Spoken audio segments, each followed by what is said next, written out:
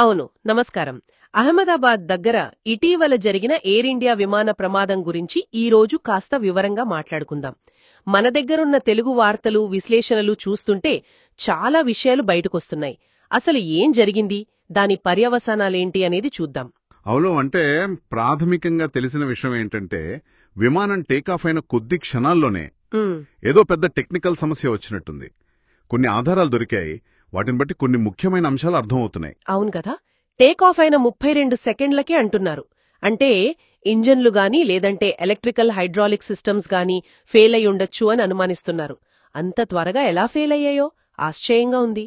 ఆ వీడియోలో రామేర్ టర్బైన్ అంటే ఆర్ఏటి అది యాక్టివేట్ అవ్వడం కూడా కనిపించిందంటున్నారు.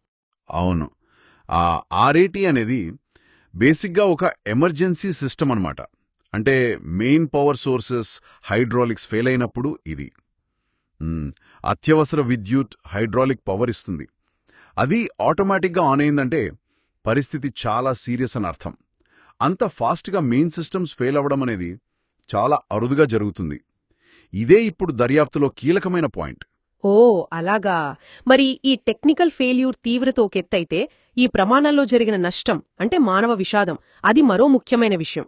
ముఖ్యంగా బిర్లా కుటుంబానికి ఇది రెండోసారి ఇలా విమాన ప్రమాదం జరగడం నిజమేనండి, చాలా బాధాకరం. 1988లో ఒకసారి వాళ్ల కుటుంబ సభ్యులు ఒకరు చనిపోయారు విమాన ప్రమాదంలోనే. ఇప్పుడు మళ్లీ ఈ అమ్మాయి సంజన 26 ఏళ్లు. ఆ అమ్మాయి చనిపోవడం ఆ కుటుంబానికి చాలా పెద్ద దెబ్బ. నిజంగా గుండె దరుక్కుపోతోండి వింట. ఈ విషయం తెలిసాక చాలా మంది స్పందించారు కూడా. మన టాలీవుడ్ హీరో ప్రభాస్, అలాగే తెలంగాణ సీఎం రేవంత్ రెడ్డి గారు, ఇలా చాలా మంది సంతాపం తెలిపారు. మరోవైపు టాటా సన్స్ వాళ్లు బాధితుల కుటుంబాల కోసం ఏకంగా 500 కోట్ల రూపాయలతో ఒక ట్రస్ట్ పెడుతున్నట్టు ప్రకటించారు. ఇది చాలా పెద్ద మొత్తం కదా. అవును, ఖచ్చితంగా పెద్ద మొత్తం. వాళ్ల ఉద్దేశ్యం మంచిదే. అంటే తక్షణమే కాకుండా లాంగ్ టర్మ్లో కూడా కుటుంబాలకు ఆసరాగా ఉండాలని. అయితే ఇక్కడో చిన్న వివాదం లాంటిదొచ్చింది. అంటే ఆ సహాయం అందించే ప్రాసెస్లో కొన్ని కుటుంబాల ఫినాన్షియల్ డీటెయిల్స్ అడుగుతున్నారని ఆరోపణలొచ్చాయి. ఎయిర్ ఇండియా వాళ్ళు వెంటనే దాన్ని ఖండించారనుకోండి. అయినా ఇలాంటి సున్నితమైన విషయాల్లో ఆ ప్రక్రియ జాగ్రత్తగా జరగాలి. మరి ఇక ఇన్వెస్టిగేషన్ సంగతి చూస్తే అది చాలా స్పీడ్గా జరుగుతోంది అంటున్నారు. బ్లాక్ బాక్సులు దొరికాయి కాబట్టి వాటిని అనలైజ్ చేస్తే అసలు కారణాలు తెలిసే అవకాశం ఉంది. అలాగే ఈ సంఘటన వల్ల పార్లమెంటులో కూడా సివిల్ ఏవియేషన్ సేఫ్టీ మీద స్పెషల్ రివ్యూ ఉంటుందట. అవును, అది చాలా ముఖ్యం. ఎందుకంటే ఈ ప్రమాదం మన దేశంలో విమానయాన భద్రతా ప్రమాణాల గురించి, వాటిని ఎలా పర్యవేక్షిస్తున్నారు అనే దాని గురించి కొత్త ప్రశ్నలు లేవనెత్తింది. ఈ సమీక్షలో ఇవే మెయిన్గా చర్చిస్తారు.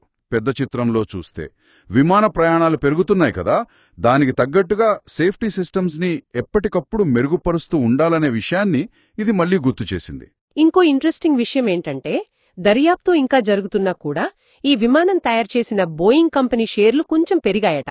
1.3% అంటున్నారు. అదే సమయంలో ఎయిర్ ఇండియా దగ్గర ఉన్న మిగతా 787 డ్రీమ్ లైనర్ విమానాలన్నింటినీ క్షుణ్ణంగా పరీక్షిస్తున్నారు. అవును, ఆ మార్కెట్ రియాక్షన్ కొంచెం ఆశ్చర్యంగానే ఉంది. బహుశా లాంగ్ టర్మ్లో బోయింగ్ మీద నమ్మకం ఉందేమో మార్కెట్కి, లేదంటే ఇది జస్ట్ టెంపరరీనా చూడాలి. ఏదేమైనా మిగతా విమానాలను చెక్ చేయడం మాత్రం సరైన పనే.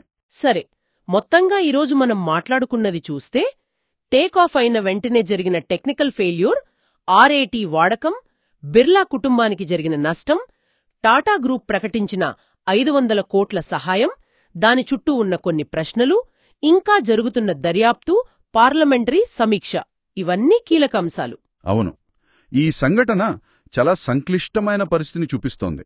ఒకవైపు తీవ్రమైన మానవ విషాదం, టెక్నాలజీ ఫెయిల్యూర్ మీద ప్రశ్నలు, మరోవైపు కార్పొరేట్ రెస్పాన్సిబిలిటీ అంటే టాటా వాళ్ల సహాయం, మార్కెట్ సెంటిమెంట్ అంటే బోయింగ్ షేర్లు, ప్రభుత్వ చర్యలు అంటే దర్యాప్తు సమీక్ష, ఇవన్నీ ఒకేసారి ఎలా నడుస్తున్నాయనేది మనం గమనించాలి.